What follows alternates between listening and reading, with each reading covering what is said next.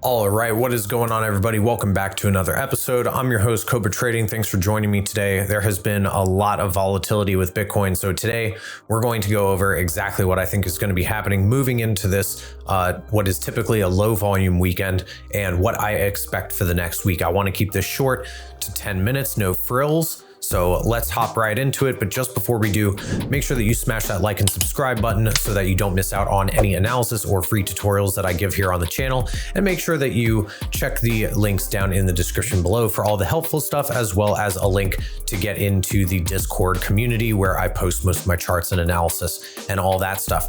With all that said, let's go ahead, hop right into the charts.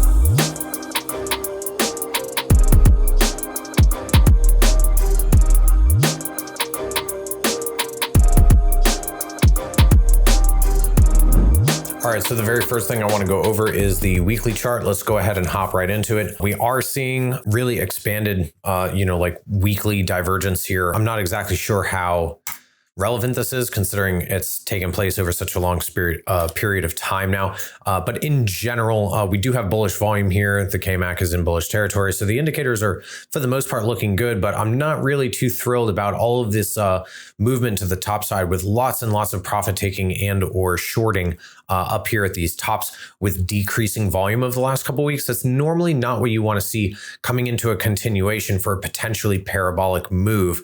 Normally you want to see price action like this, where it's growing and expanding. And here we've kind of got the opposite, where it's kind of contracting. So it's a little worrisome that's what we're seeing with the situation with the volume. However, we are making new highs here compared to the last all-time high. So that is a good thing.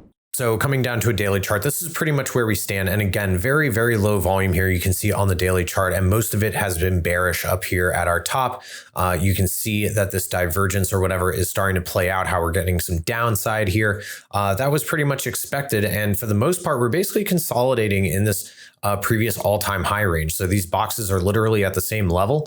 And we're pretty much just consolidating in that area. There really isn't too much to go over on these high time frames. So let's go ahead and just swing it right back down to a 4-hour chart. We'll go over a little Ichimoku Cloud.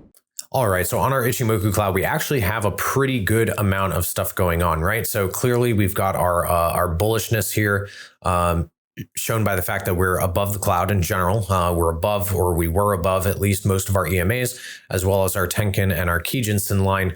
And once we got this top and the volume really died off, we got kind of this little blow off on this one, peak above the explosion line for our volume on the volume bar. And we kind of got this this lower high here that pretty much was confluent with the divergence that we saw forming at this peak. And then on this next candle, that was pretty much the, breaking down below the 56 mark on the RSI. That was pretty much the heads up to start going short on that huge reversal of volume here. So we got that, and we kind of leveled off for the past couple days here, going flat, testing our Kijinsen line and our 50 EMA. That has now since broken down.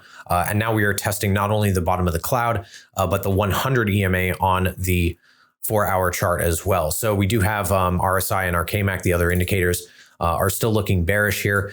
To be honest, I would really, seeing a test of the cloud here is really good. We've successfully been testing and or retesting all of our EMAs and major levels of supports and resistances, not only on the cloud, but with those moving averages as well. I would really like to see a retest of this 200 EMA. And the reason why is because since we've broken out of that after this first retrace that we had in this overall move, once we broke above it last time, we haven't retested it since. We have retested the 100 EMA a couple times, but in my opinion, I think a healthy retest of the 200 would be good in terms of like the longevity of the overall trend to the top side. If we take the Ichimoku Cloud off, this is pretty much what we're left with. Okay, we already went over the indicators. So right now I want to focus on these levels of supports and resistances. For right now, we've retested this overall trend line that formed our triangle twice now. First on this one major dip, and now just now again, and it looks like we're getting a little bounce out of that. Now, for me personally, I am still today, at least, or over the weekend, until however long it is when it happens, I'm bearish until we start breaking over this resistance box that I have. Okay, until we start seeing candle closes up above this consolidation area that we had. I'll zoom in here for you. Until we start seeing candle closes above this, above like, 65,400. I'm still bearish on this. And I definitely think that right now, we're probably going to see some kind of pop like this and then another rejection and come down here and fill targets that I have and bids down here that I have.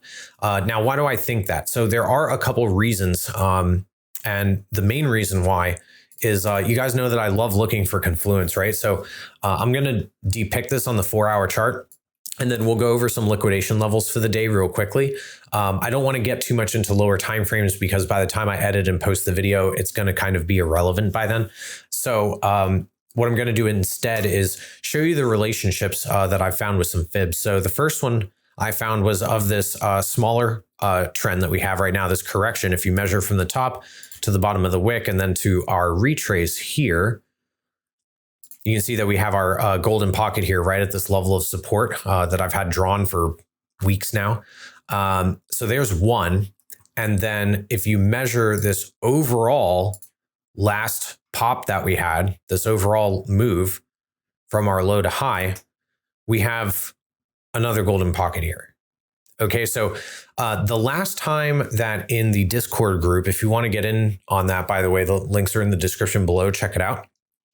With our premium members, the last time that we had a similar confluence to this, where we had a double golden pocket confluence, we longed here, we did get our targets, and it was a major move to the top side that we saw because of all of the support that was there. So for me personally, on this 4-hour, on this bearish volume here, I don't think that this pop is going to last very long. I do think that we're going to end up retracing down here to those targets. Now you know why. I have targets down here between 61.2, and like 62K or so. But there's another reason why too. And that reason is this. If you just do a fib retracement from our top to our bottom here, this whole move so far, you've got our 382 and our 0.5 right up here. So I really think what we're going to end up seeing is something like this occur, where we just really reject from these levels and we see something like this. That's pretty much what I feel is going to happen. I think the 382 or the 0.5 is definitely going to be a good area to be rejecting here. That would be confluent again in multiple ways. There's levels of resistance up there as well, mainly our Tenkan line as well as our price action resistance up here. So I always try to look for confluence multiple ways. You guys don't have to use the same ways that I do. This is just how I like to do things. So take what you like and then incorporate it in your own strategies. Anyway, let's move down to the 1-hour chart. We do have our 200 EMA just above us as well. This is probably going to be acting as resistance currently on this 1-hour time frame, which I don't really like using the Ichimoku Cloud for, but it's still kind of relevant, I guess. We do have the top of the cloud as well as our 200 EMA as resistance there. And right now we're sitting directly under our Tenkan line, which is acting as strong resistance here. No movement to the top side on this most recent hourly candle that has opened here. It opened up directly on the Tenkan line, and now it is just pushing to the downside. No upside momentum on this candle yet.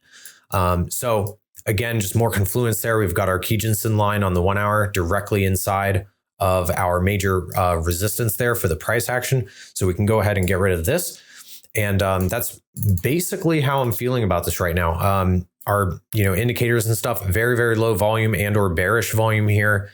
Our indicators are, in the bearish area. Okay. We're under 44. KMAC is in bearish territory. Nothing really to write home about there. The volume though is really low. I had a pretty good feeling that this little channel that we started forming here was going to end up breaking down. I posted that on Twitter.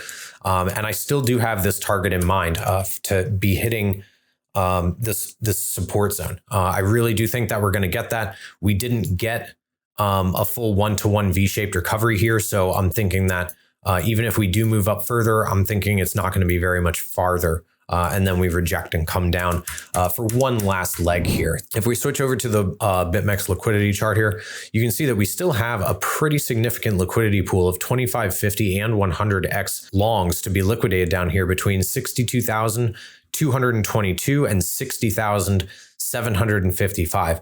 That also rings true for our liquidation levels on Binance as well.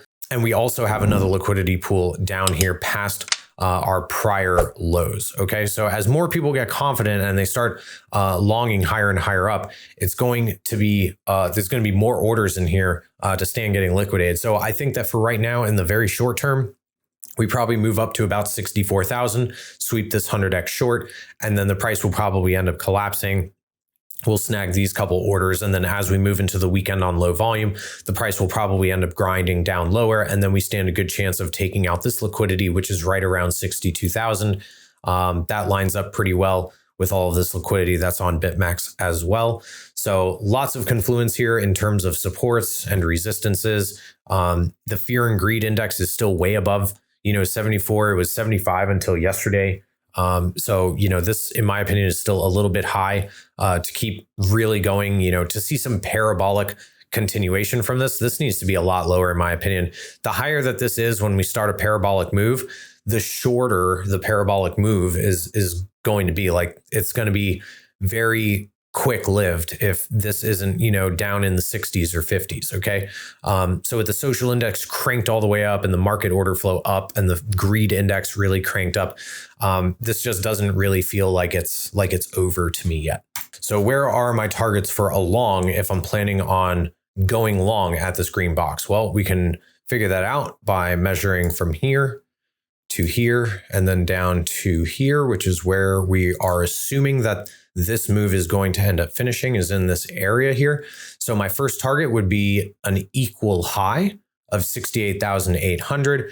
And then I would really be looking for an extension up to here into the 1272, 1414 area, which is up here. Okay. And that's going to be between 77,007 and 66,122. So we'll put a little target box up here, and that's basically where my targets are. So that's going to be the next main target for me in terms of taking profits, not only from my overall spot positions, but from any intra-week or, like bi-weekly scalp positions that I do decide to take here. And here we go. In terms of this entire move here, it looks to me like this would probably end up be completing some kind of wave 3. So if this is a 1, 2, and this is a wave 3 here, we can go ahead and we can actually measure that too to make sure that we have confluence in that aspect as well, right? So our first wave projected against our second, and that, sure enough, is exactly the 1618 extension for an extended wave 3, okay?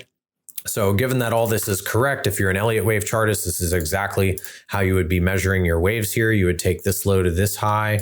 You would be assuming a 382 correction, so we could mark this here.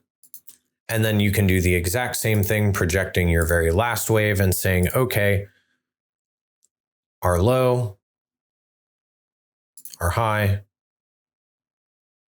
our low, and you would probably end up ending anywhere between the 382 and the golden pocket up here. So that would bring us up to about $100,000, just under it, like 95K. This is pretty much how that would look. So these are the next two ranges that are going to be above us. If you guys want more information, I do have a tutorial that I will link up here in the top right for you, or top right up here. I think that is about it. All right, that's it for today, guys. I hope that you enjoyed the video. Don't forget to smash that like and subscribe button so you don't miss out on any analysis or tutorials that I do here on the site. Again, make sure that you check out all the links in the description below. I hope that you will be joining us in the Discord. Make sure that you keep an eye on that.